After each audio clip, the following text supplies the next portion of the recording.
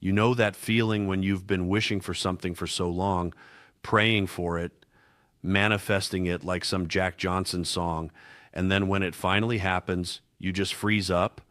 You don't know what to do with your hands. You can't process reality. You're just standing there in stunned disbelief. Well, Vikings fans, welcome to that exact moment, because the news we've been screaming for since approximately forever has finally dropped. And honestly, we're still trying to pick our jaws up off the floor. Despite Vikings head coach Kevin O'Connell telling everyone earlier this week that there would be no staff changes at this time, despite all the corporate speak and the carefully worded press conferences, the hammer has officially fallen. According to ESPN's Kevin Seifert, and let me be clear, this is Kevin Seifert reporting, not some random insider with a burner account. The Minnesota Vikings are moving on from offensive line coach Chris Kuper. His contract has expired, and they're letting it stay expired. No extension, no renewal, no second chances. Kuper was an original member of Kevin O'Connell's 2022 staff, part of that Denver Broncos pipeline that was supposed to bring winning culture and championship pedigree to Minneapolis. Instead, what we got was 4 years of offensive line play that can only be described as a dumpster fire wrapped in a train wreck, served with a side of disappointment. This is at least one significant change to the offensive staff. And while O'Connell tried to frame it as just a natural contract expiration situation, let's call it what it really is.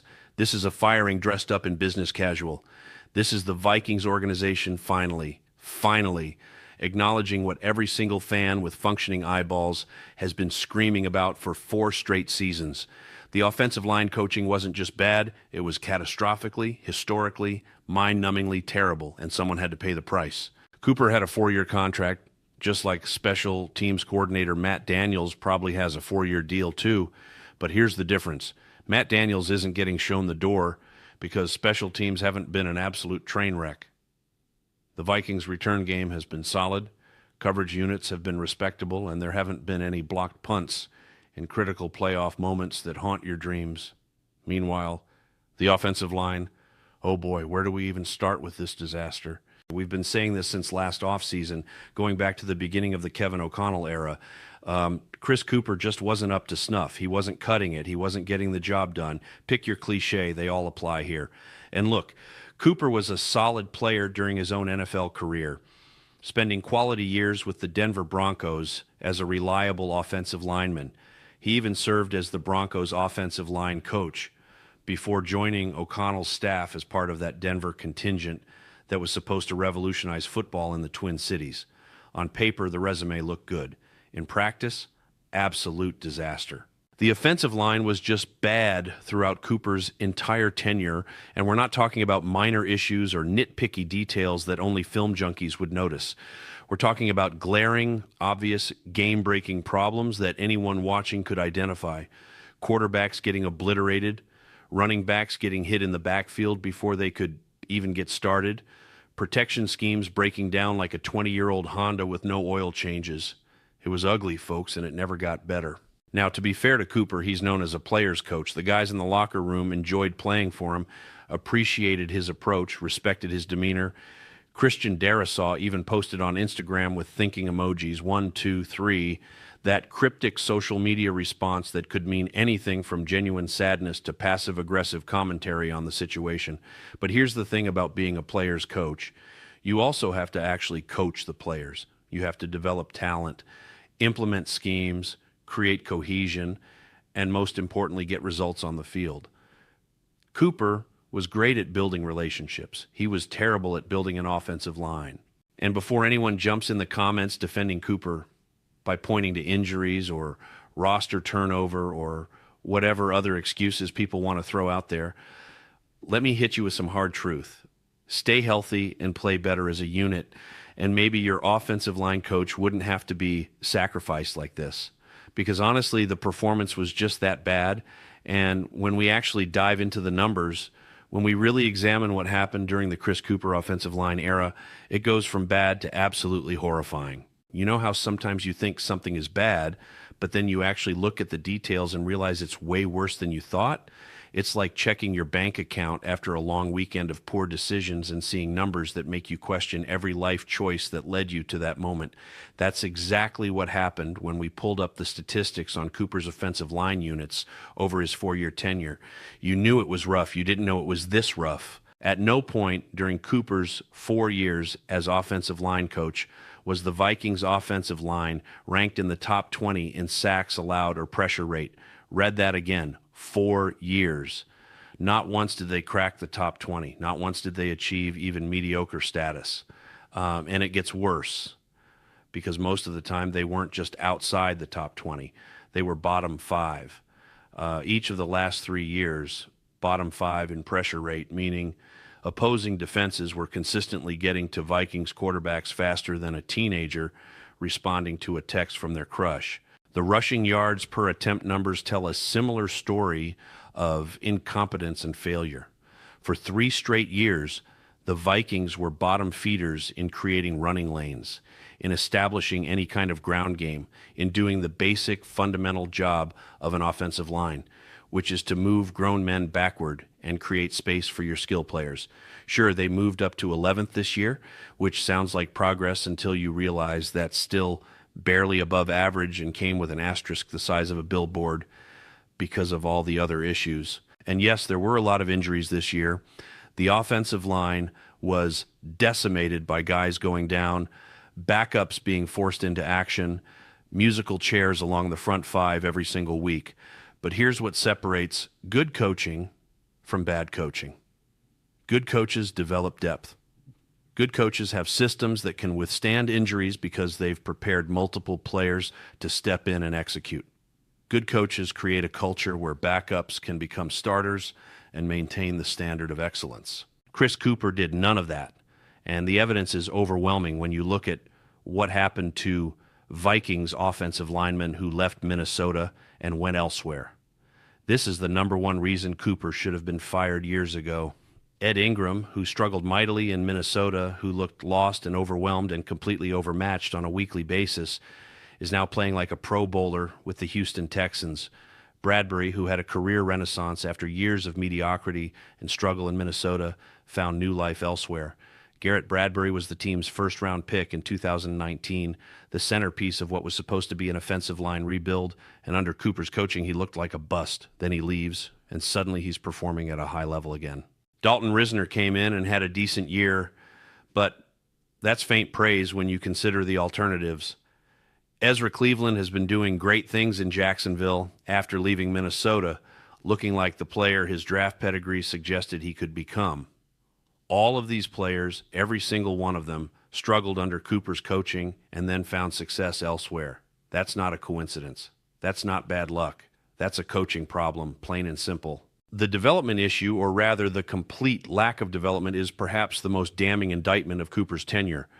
Outside of Brian O'Neill, who was drafted by the previous regime and came in already pro-ready, you don't see any development from the backups. There's no pipeline of talent being cultivated, no day 3 draft picks or undrafted free agents rising through the ranks to become reliable contributors. Blake Brandel was drafted by the previous regime, so you can't even give Kuper credit for his development. Guys like Ed Ingram and Dalton Risner haven't shown the kind of progression you'd expect from players getting NFL coaching and reps. Darrisaw is a previous regime pick who came in talented and has remained talented. O'Neill, previous regime. Justin Jefferson, wrong position group, but you get the point. The talent that's been successful on this offensive line wasn't developed by Kuper. It was inherited by him or brought in already polished. Meanwhile, the guys Kuper was actually responsible for developing have either stagnated, regressed, or looked completely lost. Then there's J.J. McCarthy. Wrong again. I'm thinking of the quarterback. Let me get back on track here. The Vikings drafted Christian Darrisaw, who looks like a stud when healthy, but he was a first-round pick who came in with elite measurables and college tape. That's not development. That's drafting well. Ryan Kelly's a free agent. Will Fry's a free agent. And the Vikings have been spending money hand over fist trying to fix this offensive line problem through free agency because the development pipeline has been completely dry. Think about the investment the Vikings have made in this offensive line over Kuper's tenure. They gave Darrisaw a massive extension, paying him like one of the premier left tackles in football. They drafted a tackle in the first round this year. They signed Brian O'Neill to a premium contract. They brought in Ryan Kelly and Will Fry on significant free agent deals. This offensive line has been absolutely swimming in resources, drowning in investment, loaded with talent and money and draft capital. And what did they get for all of that spending? Bottom 5 performance in pressure rate, bottom 5 performance in creating running lanes, an offense that could never establish rhythm because the quarterback was constantly under siege and the running backs were getting destroyed before they hit the line of scrimmage. All of this money spent up front, all of these premium resources allocated to fixing the offensive line, and yes, there were a lot of injuries that complicated matters, but the fundamental problem was the lack of development and the complete absence of cohesion. The offensive line never looked like a unit that played together, practiced together, understood each other's tendencies, and could function as a synchronized machine. They looked like 5 guys who met in the parking lot before the game and were told to figure it out on the fly. This lack of cohesion and development was the main reason why the Vikings offense struggled this year, and you can blame the quarterback situation all you want. People love to point fingers at Kirk Cousins when he was here, then at Joshua Dobbs when he took over, then back to whoever was under center on any given Sunday.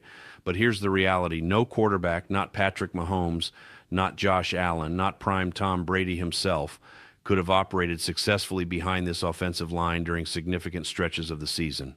When your quarterback is getting pressured on over 60% of dropbacks, when your running backs are getting hit 2 yards behind the line of scrimmage, when your protection schemes are breaking down faster than a house of cards in a windstorm, it doesn't matter who's taking the snaps.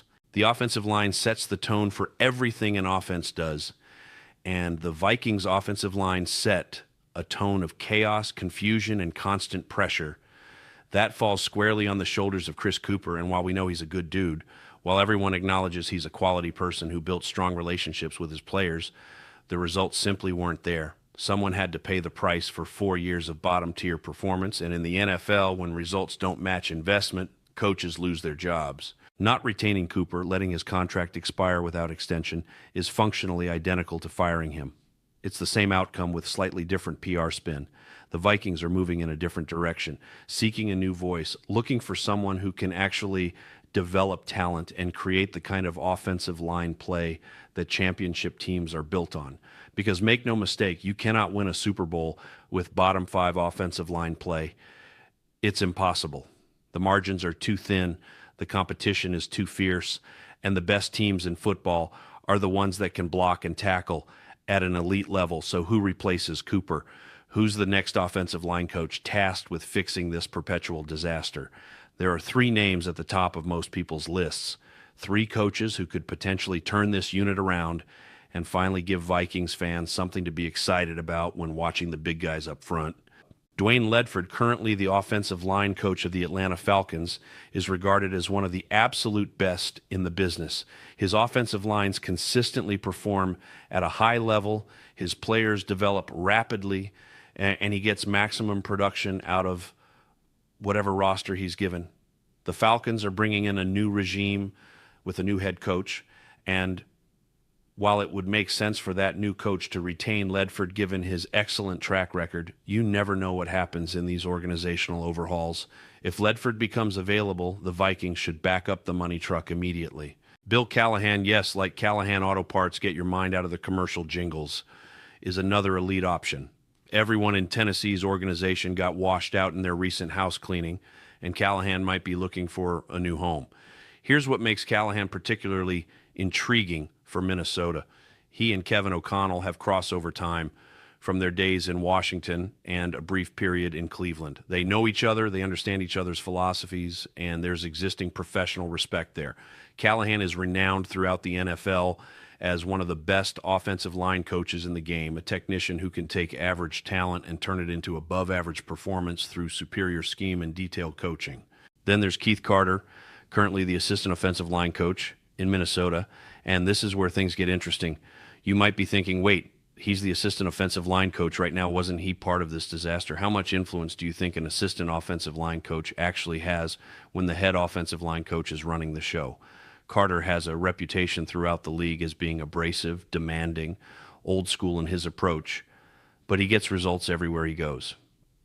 Maybe the Vikings offensive line has turned into too much of a country club under Kuper's players first approach.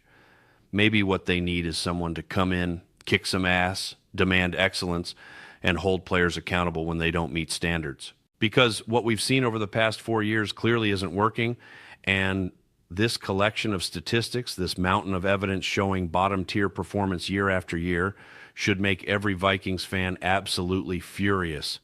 You knew the offensive line was struggling. You watched the games. You saw the quarterback getting destroyed. You witnessed running backs getting swallowed up before they could gain a yard. But when you actually see the numbers laid out in black and white, when you realize the Vikings were never even close to average during Kuper's entire tenure, it hits different.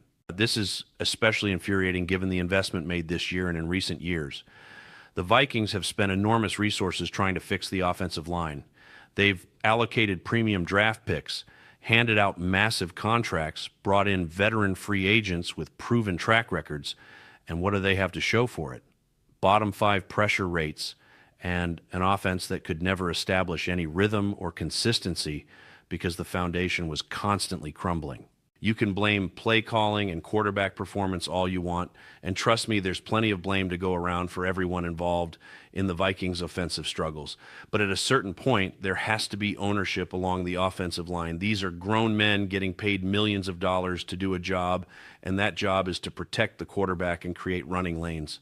When you're consistently ranked among the worst units in football at doing those basic tasks, when you're being invested in heavily and still producing bottom-tier results, something has to change. The injury excuse only goes so far, and while injuries certainly complicated matters this season, the glaring lack of depth is ultimately a coaching and development failure.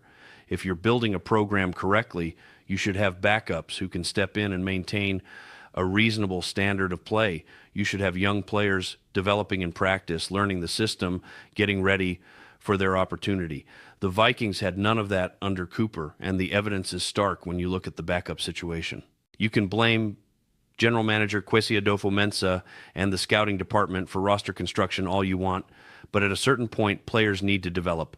A player can have all the talent in the world when they're drafted or signed as an undrafted free agent, but if they're not being coached properly, if they're not being taught NFL techniques, if they're not being acclimated to the speed and complexity of professional football, that talent doesn't matter. You end up with a roster full of guys who showed promise in college but can't cut it on Sundays because they were never properly developed. If you're relying exclusively on players showing up at their peak, on veterans who are already polished and don't need development, you're going to have a bad football team. The NFL is a development league just as much as it is a talent acquisition league. The best organizations are the ones that can take day 3 picks and undrafted free agents and turn them into quality starters or at minimum reliable backups. The worst organizations are the ones that need every player to show up already great because they have no ability to develop anyone. The lack of bringing young players along, the absence of turning late-round picks into competent backups who eventually vie for starting jobs just hasn't been there during Kuper's tenure. It hasn't been there at all, and that's the most damning indictment of his 4 years as Vikings offensive line coach. 4 years we're never getting back. 4 years of watching talented rosters waste opportunities because the offensive line couldn't do its job. 4 years of bottom-tier performance that was obvious to everyone except apparently the people making decisions. This firing is overdue, dramatically overdue. The Vikings should have made this move after the 2023 season at the latest. Hell, a strong case could be made for moving on after 2024 when the pattern of failure was already clearly established. But 4 years, 4 years of waiting, 4 years of hoping things would magically improve, 4 years of making excuses and talking about bad luck with injuries and giving chance after chance to a coach who wasn't getting results. That's organizational malpractice, and Vikings fans should be frustrated that it took this long. But now that the move has finally been made, now that Chris Kuper is officially gone and the Vikings are searching for a new offensive line coach, they absolutely have to nail this hire. This is not a position where you can afford to whiff, where you can bring in someone's buddy as a favor or take a chance on an up-and-coming assistant who's not ready for the responsibility. You can make a very compelling case that besides head coach, offensive line coach is the most important coaching position on the entire team, And that's not hyperbole, that's not exaggeration, that's stone cold truth. Everything in football starts and ends with the offensive line. You cannot throw the ball if your quarterback is on his back. You cannot run the ball if your running backs are getting blown up behind the line of scrimmage. You cannot execute play action if the defense doesn't respect your run game. You cannot keep drives alive if you're constantly in third and long because you're getting no push up front. Elite offensive lines make average quarterbacks look good and make good quarterbacks look elite. Terrible offensive lines make everyone look bad, from the quarterback to the running backs to the play caller who can't dial up anything because the protection breaks down instantly. The Vikings have invested heavily in their offensive line, and they deserve to see returns on that investment. They've paid premium prices. They've allocated first-round picks. They've brought in veteran leadership, and now they need a coach who can actually maximize all of that talent and turn this group into a strength rather than a liability. The offensive line should be a competitive advantage for Minnesota, given the resources poured into the position. Instead, it's been an anchor dragging down the entire offense for 4 straight years. So, Vikings fans, this is your moment. The news you've been demanding, the change you've been screaming for since approximately forever, has finally happened. Chris Kuper is gone, his contract has expired, and the Vikings are moving forward with someone new. Whether it's Dwayne Ledford bringing his elite development skills from Atlanta, Bill Callahan bringing his legendary reputation and existing relationship with Kevin O'Connell, or Keith Carter getting promoted and bringing a more demanding approach to the position, change is coming. This is a moment to celebrate, but it's also a moment to demand excellence going forward. The Vikings cannot afford to whiff on this hire. They cannot afford another 4 years of bottom-tier offensive line play. They cannot afford to waste the primes of talented players at other positions because the offensive line remains a disaster. This hire will define the Vikings' offensive ceiling for the next several years, and it absolutely has to be the right choice. Let us know what you think in the comments. Are you celebrating Chris Kuper's departure? Which potential replacement has you most excited? Do you think the Vikings will actually nail this hire? Or are we doomed to repeat the same mistakes? Drop your thoughts below. Smash that like button if you've been waiting for this news as long as we have. And make sure you're subscribed with notifications turned on because we'll be tracking every development in this coaching search. This is the most important offensive staff decision the Vikings will make this offseason, and we're going to be all over it with analysis, updates, and hopefully very soon celebration when they announce the perfect replacement. Skol Vikings, let's finally get this offensive line right.